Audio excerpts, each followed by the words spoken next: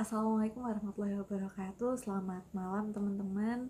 Ya, saya kali ini, kok saya ya, terkesannya kaku banget ya.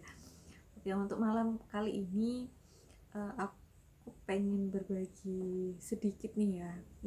Tadi ada salah seorang bilang gini, sekarang itu banyak sekali loh yang yang mengklaim bahwa dirinya itu introvert gitu kan. Padahal ya nggak belum tentu dia itu introvert. Itu gimana ya, hmm, apa namanya untuk introvert sendiri itu kan kita harus membedakan antara introvert ya, introvert dengan antisosial ya, atau seseorang yang awalnya ekstrovert itu menjadi introvert ya, bukan menjadi introvert sih, tapi lebih menjadi antisosial gitu. Itu ada beberapa penyebabnya sih. Yang awalnya dia tuh ceria, lalu dia itu tiba-tiba murung dan yang lainnya.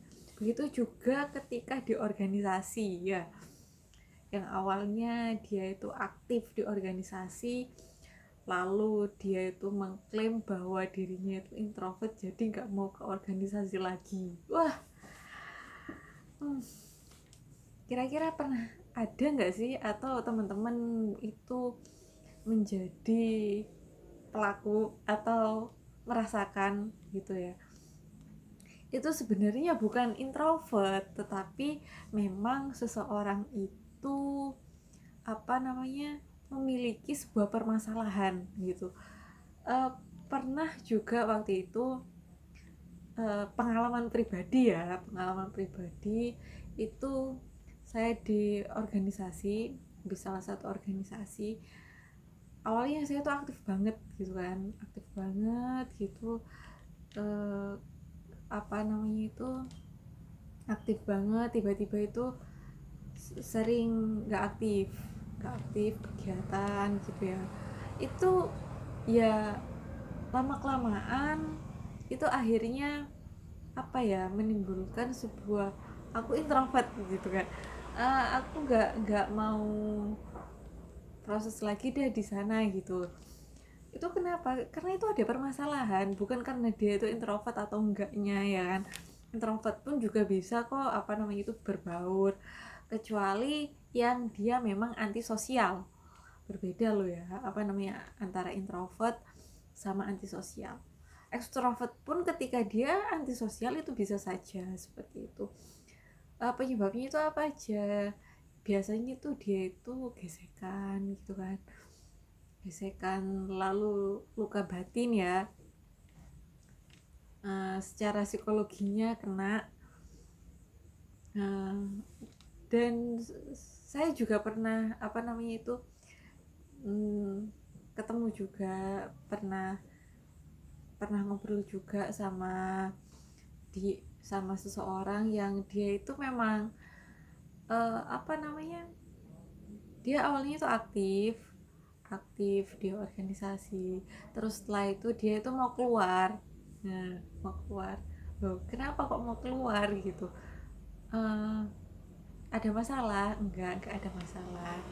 Loh, kenapa gitu? Enggak akan ada yang awalnya diimpi-impikan ya kan, yang awalnya diimpikan, yang awalnya diusahakan, yang awalnya diperjuangkan, lalu setelah itu ditinggal kalau nggak ada permasalahan gitu. Itu adalah rasionalnya, itu logikanya ketika berbicara logika. Setelah itu ketika saya korek lagi, apakah ada masalah gitu, ternyata memang iya ada masalah. eh, ada masalah ada beberapa masalah gitu yang menyebabkan dia akhirnya, yang awalnya dia itu aktif, setelah itu dia menurun kualitasnya, menurun keaktifannya seperti itu ada permasalahan gitu. Kalau pengalaman pribadi itu ya, kalau pengalaman pribadi saya kenapa, mungkin dari caring ya. Yang pertama, kalau saya itu yang pertama itu memang kondisi fisik yang berubah, yang awalnya itu fit, dan yang lainnya jadi bisa kegiatan kesana kemari. Mungkin karena ya namanya anak muda ya, anak muda itu biasanya halah cuma sakit sedikit gitu kan, halah besok juga sembuh, halah nggak usah diobatin dan yang lainnya. Mungkin karena sering meremehkan juga apa namanya itu, padahal waktu tubuh itu ngasih alarm kepada kita untuk istirahat dan juga butuh diperhatikan sama diri kita sendiri, itu nggak diperhatikan. Satu, karena apa namanya itu, sakit ya kan, sakit secara fisik gitu, sakit secara fisik, lalu tidak di apa namanya, tidak di tidak dirasakan, sehingga dia jadi seperti itu. Jadi yang awalnya hanya sakit sedikit lama-lama menjadi bukit gitu, tiba-tiba duar ternyata divonis ini gitu kan. Itu juga terjadi juga sama uh, sama teman saya juga. Dia nggak ngerasa sampai di ginjal dan yang lainnya, pernah juga seperti itu. Begitupun ya, ya seperti itulah ya. Yang pertama itu sakit secara fisik. Setelah itu yang kedua yaitu ada luka batin, yaitu mungkin ada perilaku teman kita yang tidak kita sukai atau melukai hati kita gitu kan. Sebenarnya itu apa namanya ya, ya namanya manusia gitu kan, namanya manusia ya, nggak ada yang sempurna. Jadi mungkin ya ada plus minus, ada positif negatif, dan ada baik buruknya seperti itu. Mungkin ada baik buruknya, dan apa namanya itu, kita menurut mereka biasa aja, tapi menurut kita sudah nggak biasa gitu, nggak wajar. Yang membuat kita itu luka, yang membuat kita itu marah, yang membuat kita itu gak suka sama dia gitu. Tetapi hal itu dipendem, ditolak, maksudnya itu rasa itu ditolak sama kita. Enggak, enggak, enggak, enggak gitu. Kita tidak pernah memvalidasi emosi kita gitu kan. Emosi nggak apa-apa, emosi itu wajar ya, namanya kita punya hati ya, kita punya hati. Kita merasakan emosi itu wajar. Emosi itu adalah luapan rasa, baik itu sedih, senang, kecewa, bahagia, bingung, dan yang lainnya macam itu. Mungkin takut juga gitu kan. Lalu setelah itu apa namanya itu, setelah emosi itu tidak kita rasakan gitu, tidak kita ekspresikan, tidak pernah kita terima gitu, tidak pernah kita terima. Ketika marah udah, aku nggak marah kok gitu, itu adalah penumpukan emosi gitu kan, penumpukan emosi yang itu tidak bagus untuk kesehatan juga. Yang awalnya dia sehat-sehat, terus setelah itu banyak penumpukan apa namanya itu, luka batin yang dia tolak. Enggak kok aku nggak sakit, enggak kok aku nggak marah, enggak kok aku nggak kecewa. Dia ada apa namanya itu ya, enggak aku kuat, padahal dia itu sedang luka, dia sedang lemah ya kan. Apakah nggak pernah sih kata seperti saya seperti pernah juga, pernah ya kan, pernah. Enggak kok aku sudah memaafkan padahal belum, enggak kok aku nggak marah padahal mengarahkan, seperti itu pernah juga. Pernah. Jadi yang pertama itu saya selalu, gimana kalau itu korban bullying dan yang lainnya, yang membuat kita luka seperti itu. Biasanya itu penolakan, selalu penolakan yang kita yang kita lakukan seperti itu kan. Enggak kok, enggak ini, enggak ada rasa takut, enggak ada apa. Sebenarnya itu ada. Terus gini, kalau kita takut terus manfaatnya apa? Enggak ada manfaatnya kan gitu. Aku selalu gimana ya namanya itu, ada yang cerita, ada yang ngobrol gini, mbak aku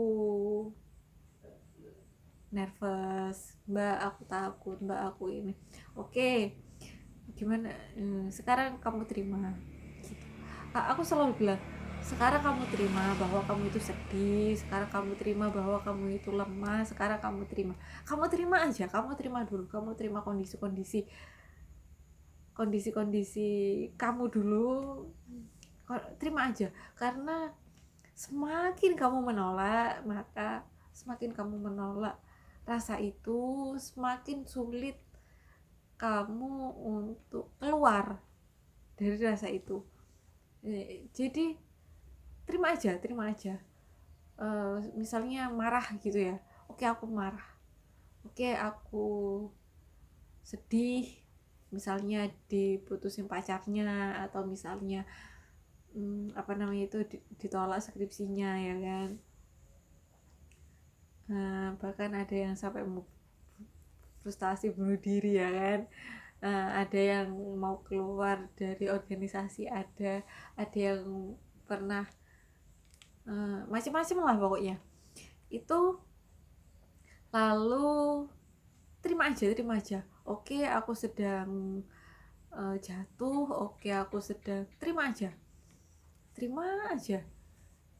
Oke, setelah itu terima aja, karena penerimaan itu apa namanya itu yang akan lebih memudahkan kita untuk bangkit. Setelah terima, kita analisis ya kan. Terima, oke aku sekarang lagi marah, oke sekarang aku sedih, oke sekarang aku sedang kecewa, dan yang lainnya seperti itu. Lalu analisis.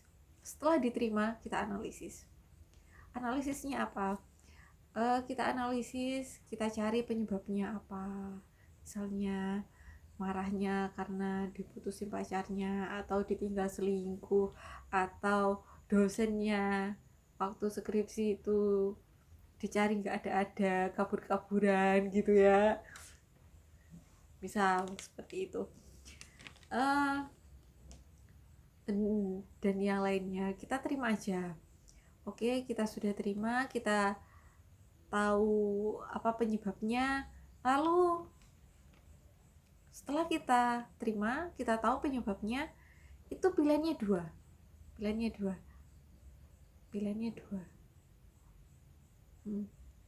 Terus lalu kita cari solusinya. Setelah itu pilihannya dua, lakukan atau kamu tetap meratapi kesedihan itu ya. Seperti itu sih